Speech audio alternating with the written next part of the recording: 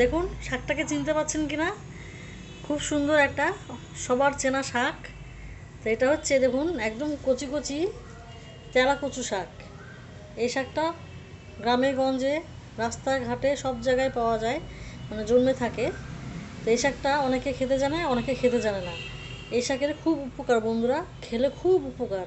তো আপনারা যদি কোথাও পান, সঙ্গে সঙ্গে ছিঁড়ে এনে এটাকে রান্না করে খাবেন।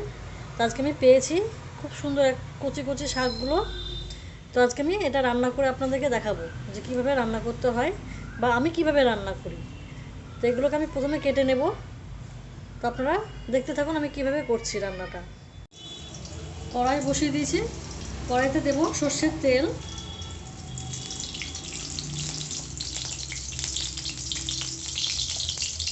তেলের উপর দেব রাঁধুনি ফোড়ন। এদিকে দেখুন আমি শাকটাকে কেটে ধুয়ে পরিষ্কার করে নিয়েছি। এবার এই শাকটা দিয়ে দেবো।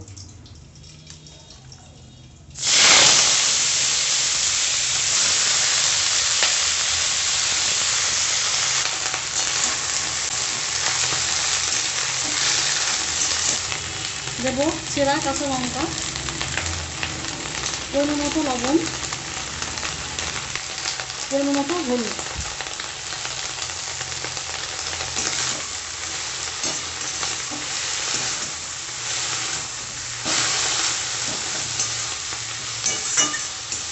তো এর মধ্যে সবজিও দিতে পারেন, ঝিঙা, চিচিঙ্গা, আলু এসব দিয়েও করতে পারেন। একটু ভাজা ভাজা করে নেব, কষিয়ে নেব একটু ভালো করে। কষানো হয়ে গেছে, এবার জল দিয়ে দেবো।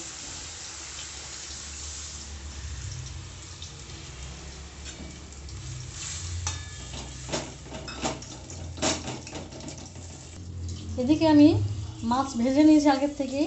এটা শোল মাছের মাথা। তো আপনারা যে কোনো জ্যান্ত মাছ দিয়ে এটা করতে পারেন। এই ভাজা মাছটাকে আমি দিয়ে দেবো এই ঝোলের, শাকের ঝোলের মধ্যে। এবার এটাকে আমি ফুটতে দেবো কিছুক্ষণ।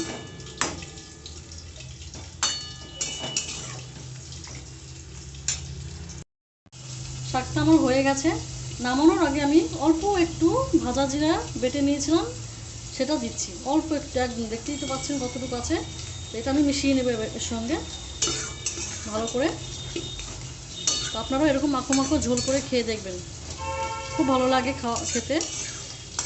এই শাকটা কিন্তু একদমই তিতো না। অনেকেই হয়তো মনে করছে তিতো, কিন্তু যারা খায় তারা জানে এটা তিতো না। ব্যাস হয়ে গেল আমার তেলা কচু শাকের রেসিপি। আমার রেসিপিটা যদি আপনাদের পছন্দ হয় অবশ্যই করে খেয়ে আমাকে কমেন্ট করে জানাবেন।